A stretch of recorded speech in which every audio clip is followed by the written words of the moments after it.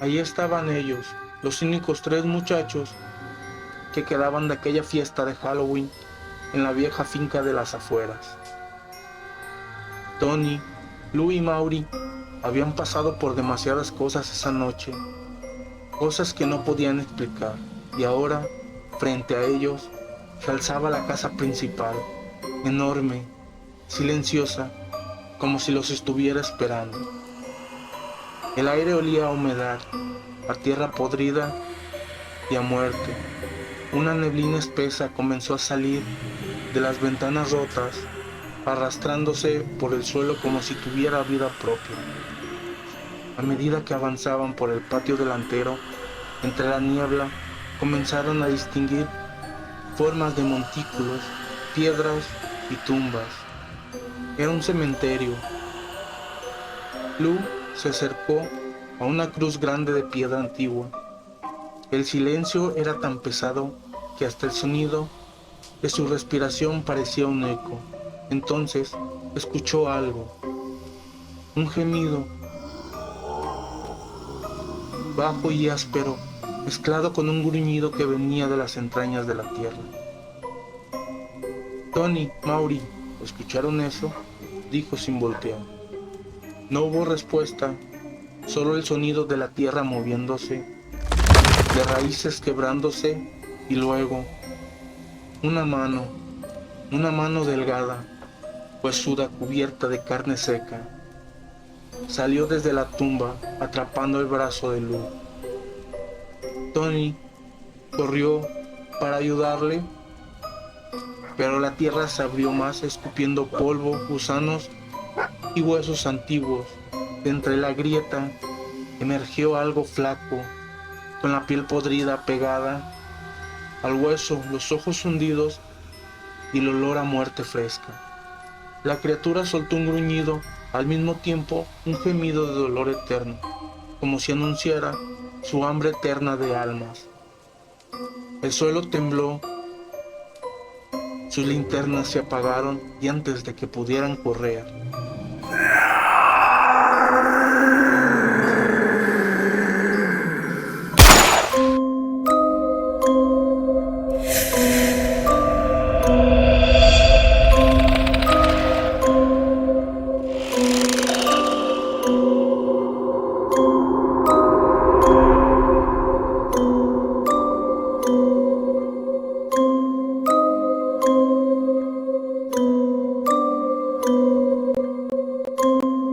Halloween es esa noche en que todo se disfraza, los niños de monstruos y los monstruos de niños.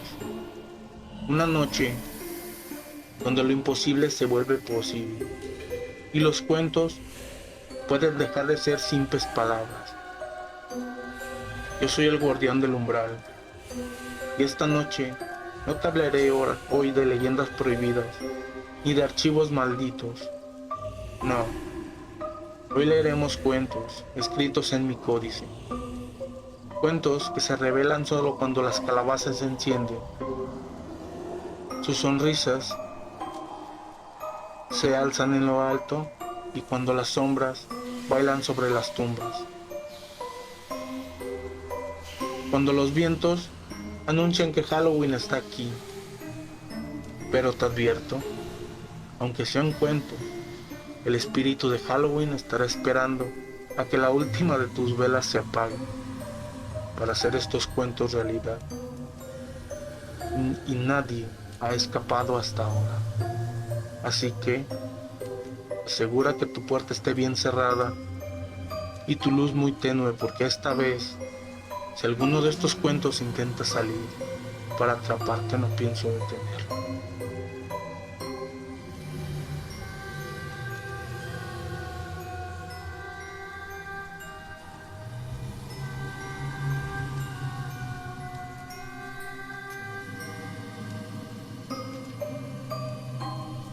Lou llevaba semanas esperando aquella noche. Halloween siempre había sido su fecha favorita y este año la celebración prometía ser diferente. El evento se realizaría en un antiguo asentamiento inglés abandonado a las afueras de Ravensall. una pequeña localidad canadiense cerca de Quebec, conocida por sus nieblas espesas y sus leyendas de fantasmas coloniales. Aquel lugar, conocido entre los lugareños como el asentamiento gris, había sido en el siglo XIX una colonia de emigrantes británicos dedicados a la minería y al comercio. Sin embargo, un incendio devastador y una serie de desapariciones misteriosas dejaron el sitio abandonado. Hoy solo quedan sus casonas derrumbadas, los caminos cubiertos de maleza y una vieja finca en el centro del lugar que, según decían, aún guardaba los ecos de su pasado. Lou llegó disfrazado de cazador victoriano, con una capa negra y un colgante antiguo, que había comprado unos días antes en una venta de garage en el casco viejo de Quebec. Era una pieza curiosa, un medallón circular de bronce, ennegrecido con inscripciones extrañas y una pequeña piedra color ámbar en su centro, incrustada. La anciana que se lo vendió solo le dijo, con voz temblorosa: «Es una reliquia muy vieja, joven. Dicen que atrae lo que uno no ve». La fiesta comenzó con luces, música y desfiles de disfraces que llenaban de vida las calles vacías. Entre risas y copas, Lou conoció a un chico llamado Anthony, un estudiante local apasionado por la historia oculta del lugar. Cuando notó el medallón en su cuello, no pudo evitar decir: «Ese dije parece una reliquia celta».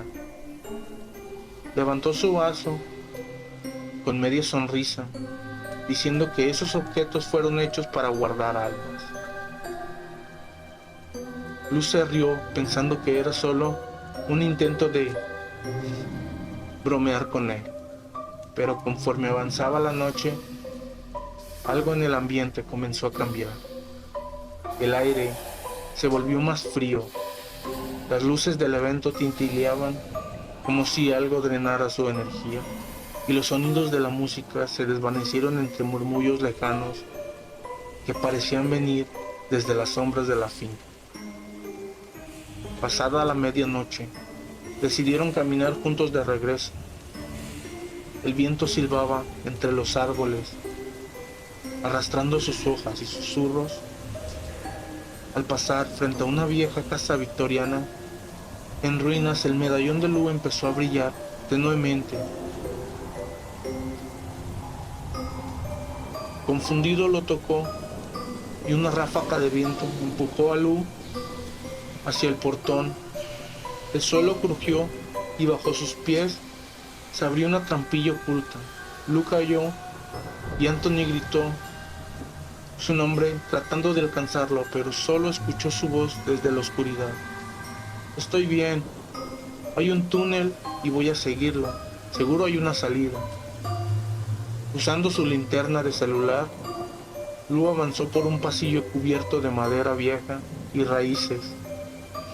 El aire era espeso, con olor a humedad y a óxido. Al final encontró una escalera que subía hasta una puerta. Del otro lado se escuchaban voces, susurros antiguos como rezos, en un idioma que no conocía. Abrió lentamente. La casa estaba vacía. Polvo, telarañas, retratos torcidos y muebles cubiertos con sábanas rotas. Parecía que nadie había vivido allí en más de un siglo. Intentó abrir una ventana, pero estaban clavadas. Buscó otra salida y al llegar al segundo piso se topó con un pasillo largo e interminable. Cada paso que daba el suelo crujía y las sombras parecían moverse solas. Intentó volver atrás, pero la puerta se cerró con un golpe seco. Fue entonces cuando lo escuchó, un susurro, luego un chillido que no era humano. Una mano pálida y traslúcida con dedos delgados y uñas negras salió de uno de los cuadros colgados en la pared. Lu gritó y retrocedió, pero el brazo delgado lo rozó, dejando una marca helada sobre su piel. De pronto, del cuadro, emergió un ente alto, vestido con harapos antiguos. Su rostro era blanco, vacío, con la boca abierta en un grito mudo y lágrimas negras cayendo por sus mejillas. Los ojos, dos huecos oscuros que parecían absorber la luz misma. Lu corrió por el pasillo, pero no importaba cuántas veces doblara la esquina, siempre terminaba en el mismo lugar. Parecía que era un laberinto, una prisión de sombras. El ente se acercaba, su respiración sonaba como un lamento, atrapado entre paredes. Cuando estaba a punto de alcanzarlo, el medallón volvió a brillar, esta vez con una luz intensa y cálida. El ente se detuvo, comenzó a retroceder y soltó un grito tan fuerte que hizo temblar el suelo. Lu cubrió su rostro y al abrir los ojos, el pasillo había desaparecido. Frente a él estaba la puerta de entrada abierta, la noche tranquila y el silencio absoluto. Cruzó corriendo, cayó al suelo afuera, respirando agitadamente. Anthony lo encontró minutos después, pálido y temblando, y el medallón, ahora frío, pendía de su cuello.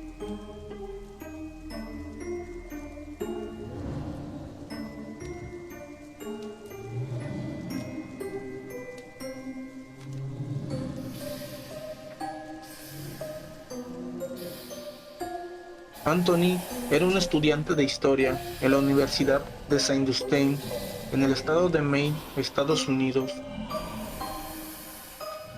Pero por ser la temporada de Halloween, había decidido que su proyecto final trataría sobre una leyenda local, la bruja de Greyhawk, una figura que a mediados del siglo XIX sembró el terror entre los colonos ingleses de una pequeña comunidad minera, donde hoy se encuentra el asentamiento Gris, cerca de la frontera con Canadá.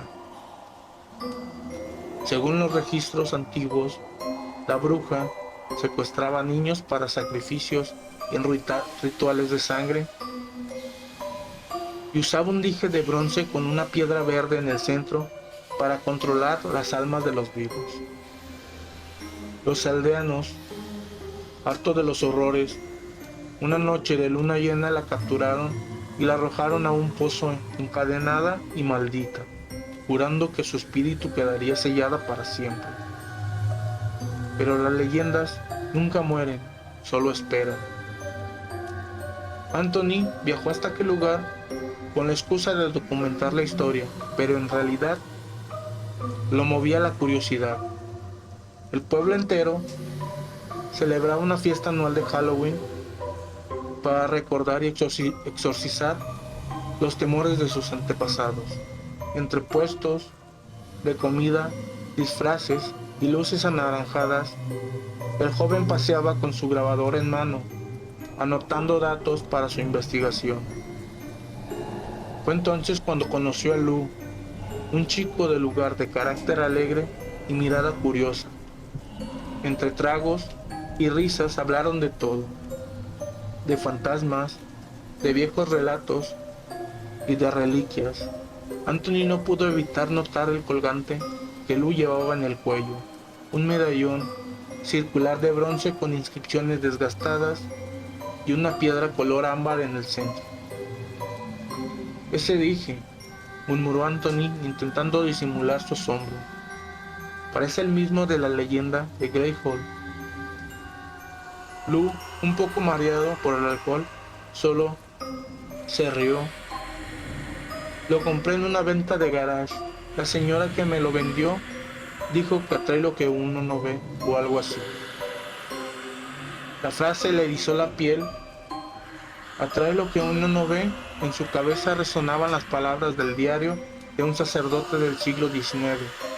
El amuleto maldito de la bruja despierta cuando el ojo del muerto vuelve a mirar. Pero antes de que pudiera responder, una corriente helada cruzó el aire. Las luces del festival se apagaron por un segundo y un ruido profundo como un suspiro proveniente de la tierra misma los envolvió. Lu dio un paso hacia una casa vieja, una de las ruinas del antiguo asentamiento. El portón crujió y bajo sus pies una trampilla se abrió repentinamente. Cayó. Anthony gritó su nombre y corrió hacia el agujero, pero lo único que vio fue oscuridad. Entonces, sin entender cómo, se encontró caminando por un sendero cubierto de neblina. No recordaba haberse movido y sin embargo ya no estaba cerca de la fiesta, sino frente a un viejo pozo de piedra cubierto con enredaderas y musgos. El aire olía a humedad y el agua del fondo parecía moverse como si algo respirara dentro de él. Anthony se acercó con cuidado y entonces se escuchó una risa. Primero fue un eco suave, pero luego creció hasta volverse un chillido agudo y desgarrador. Del pozo comenzó a salir una bruma espesa y oscura, y con ella una figura emergió lentamente. Era una mujer delgada, de piel ceniza, vestida con harapos antiguos. Su cabello flotaba como si el aire lo rodeara, y en su pecho colgaba un dije de bronce con una piedra verde brillante en medio de él. Era la bruja de Greyhawk. Había despertado. Anthony retrocedió, pero la criatura extendió su mano invisible e inevitable y lo levantó por el cuello con una fuerza antinatural. Su rostro estaba desfigurado, con los ojos vacíos y la boca cubierta de sangre seca. De sus labios brotó un aliento pútrido y caliente tan real que Anthony sintió que se ahogaba. En un acto desesperado, alcanzó una rama rota del suelo y se la clavó en el ojo derecho. El chillido que siguió estremeció los árboles. La bruja cayó y su sangre negra se mezclaba con la tierra. El dije verde rodó hasta los pies de Anthony. El joven lo tomó.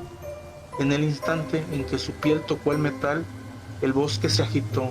Los árboles se retrocedieron como si tuvieran vida, cerrando todos los caminos. La bruja, aún ardiendo en fuego verde espectral, se lanzó contra él. Anthony alzó el medallón que brilló con una luz intensa y profunda. Un rugido lleno de aire y el cuerpo de la bruja se convirtió en polvo y el pozo se cerró tragándose sus cenizas. El viento se detuvo, el silencio volvió.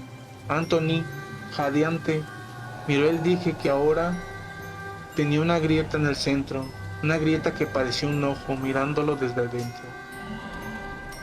Despertó horas después, recostado detrás de la vieja finca donde había desaparecido Lu. El cielo se empezaba a aclarar y frente a él, desde la puerta trasera, salió su amigo pálido, confundido como si acabara de despertar de una pesadilla. Ambos se miraron y sin decir palabra, caminaron hacia el sendero que les quedaba por delante.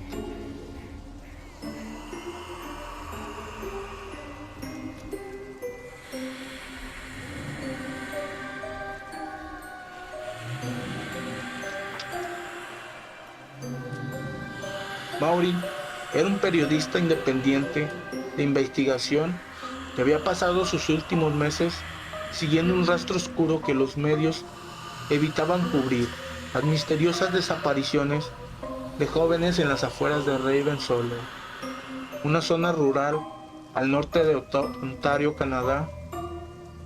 Aquella noche, un agente de investigación local lo había citado para entregarle información crucial. El lugar de encuentro, una vieja finca agrícola abandonada desde hace décadas, conocidas entre los lugareños como el asentamiento gris. Coincidentemente, esa misma noche se celebraba el festival de Halloween en el mismo lugar. Así que con su cámara colgada al cuello y una invitación falsa, Maury decidió colarse en la fiesta. Entre disfraces, música y luces naranjas que se perdían en la neblina, trató de pasar desapercibido. Su único objetivo era reunirse con aquella gente antes de medianoche. Siguiendo las indicaciones del correo, salió del bullicio y caminó hacia las afueras del asentamiento.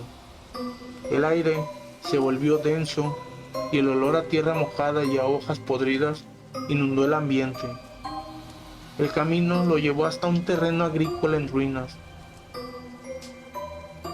Una parcela de calabazas secas y deformes que rodeaban un granero viejo con las maderas hinchadas por la humedad y un espantapájaros vigilando en el centro del campo. El espantapájaros era grotesco. Su cuerpo estaba hecho de paja húmeda, vestía con ropas desgarradas y su cabeza era una calabaza podrida, tallada con una mueca torcida. El tallo sobresalía como una especie de cuerno y dentro de un fruto hueco se veían rastros de hollín, como si algo hubiera ardido allí alguna vez. Maury encendió su linterna y se adentró en el granero. El aire era más frío que afuera y el silencio era tan profundo que podía escuchar el crujido de su propia respiración. A cada paso, las tablas del suelo se quejaban bajo su peso y el olor era insoportable, a calabaza podrida.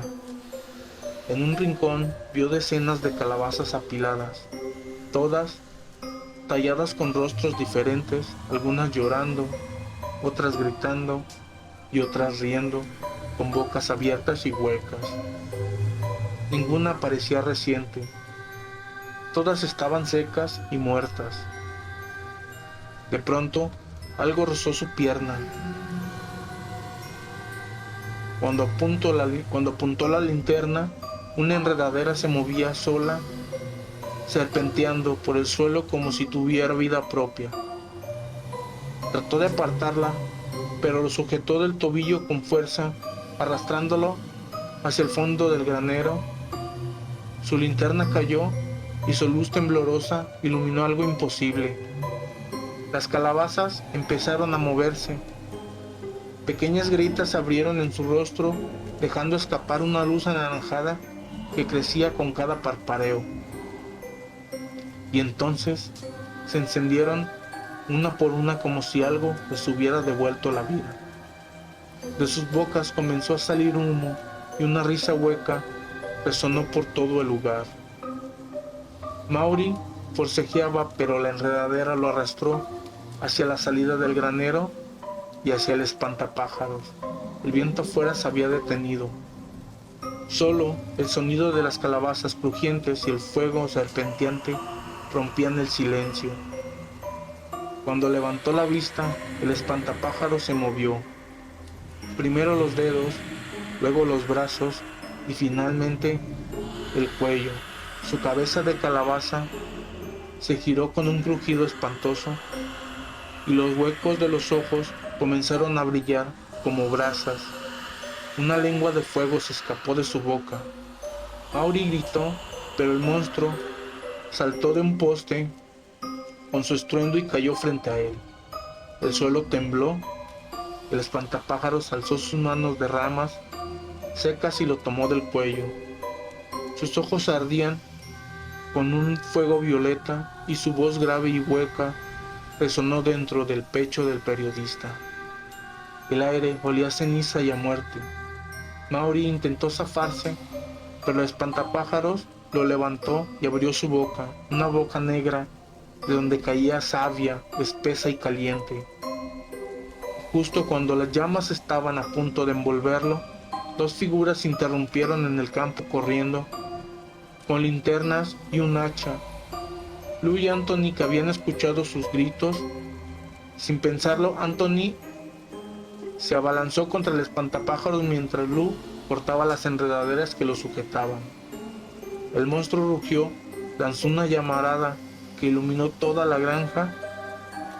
Maury, aún en el suelo, tomó un pedazo de madera y golpeó la pierna del ser, haciéndolo caer.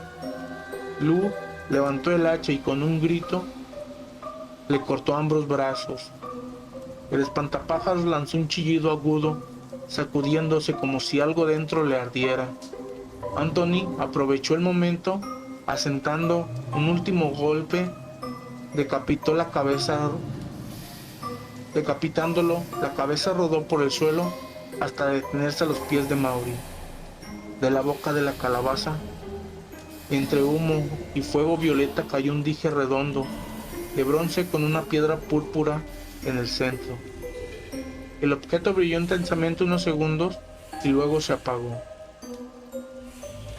El silencio volvió al campo, las calabazas dejaron de moverse y el aire solo quedó olor del fuego consumido y la sensación de que algo muy antiguo acababa de despertar.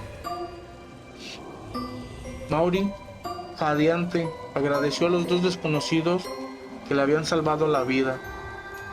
«Soy periodista», dijo con la voz temblorosa. «Estoy investigando las desapariciones de Raven Solo».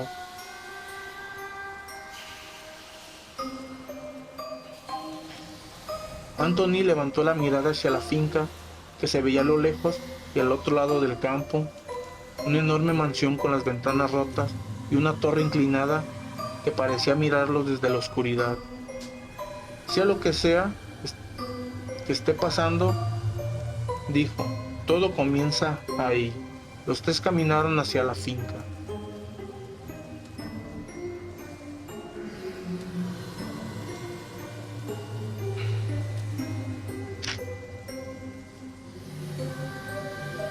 Gabriel era un detective con fama de resolver lo imposible, pero esta vez su instinto le decía que el caso que investigaba no era como los demás.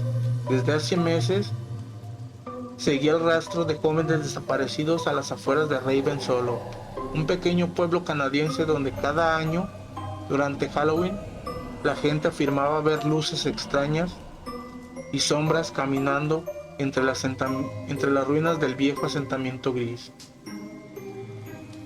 Esa noche, desde su oficina en Toronto, Gabriel envió un último correo. El destinatario, Maury, un periodista que cubría la historia para varios medios.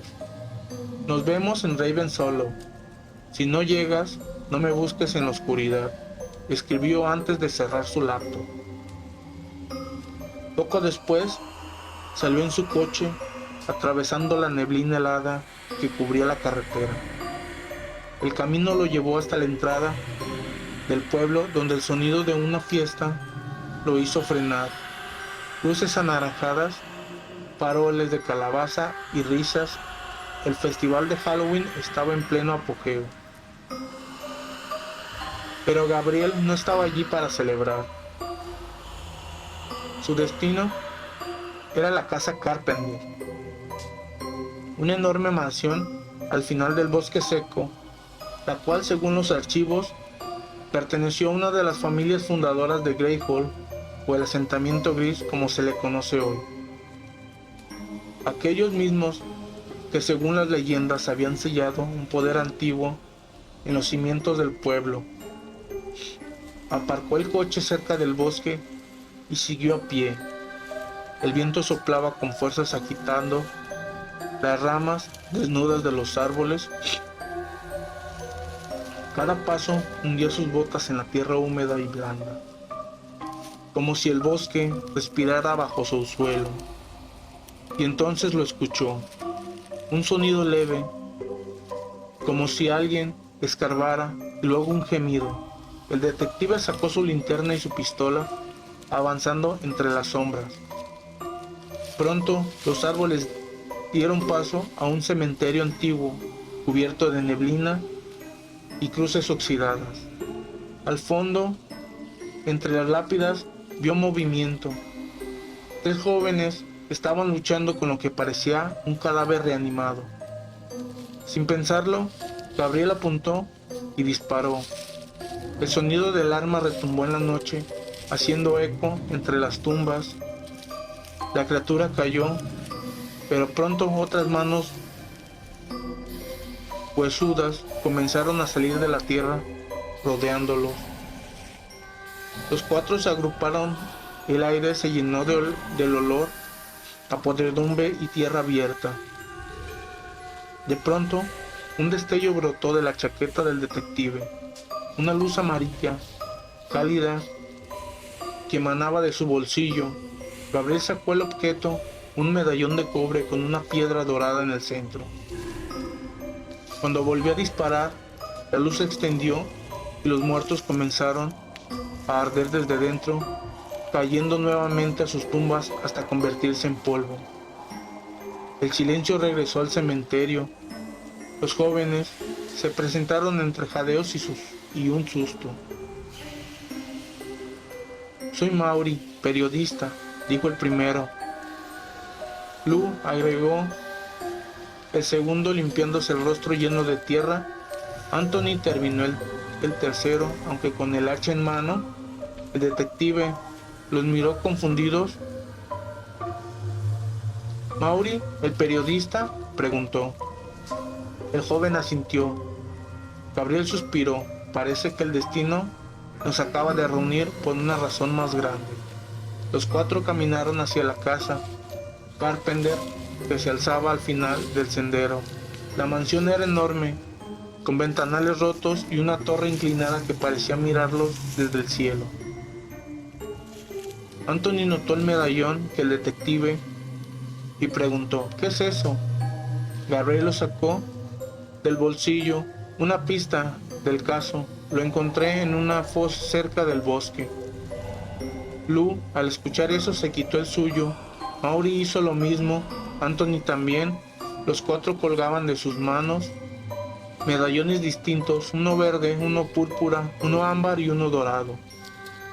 Comenzaron a brillar al unísono y un rugido estremeció la casa. El suelo vibró y antes de que pudieran reaccionar, el piso bajo sus pies se abrió tragándoselos hacia la oscuridad. Cayeron en una caverna antigua, bajo los cimientos de la mansión. Las paredes estaban cubiertas de símbolos celtas, grabados en piedra, y en el centro, sobre un altar de piedra negra, descansaba un atril vacío. Las runas a su alrededor ardían, con fuego azul. Entonces, una figura surgió de entre las sombras. Era alta, vestida con túnicas rasgadas, con garras en manos y pies y una cabeza en forma de calabaza con cuernos retorcidos y ojos brillando como brasas.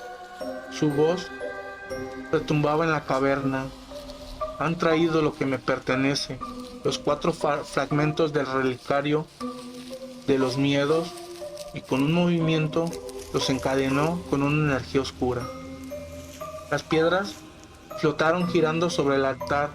El aire se llenó de gritos, de voces susurrando en idiomas olvidados. Pero algo salió mal.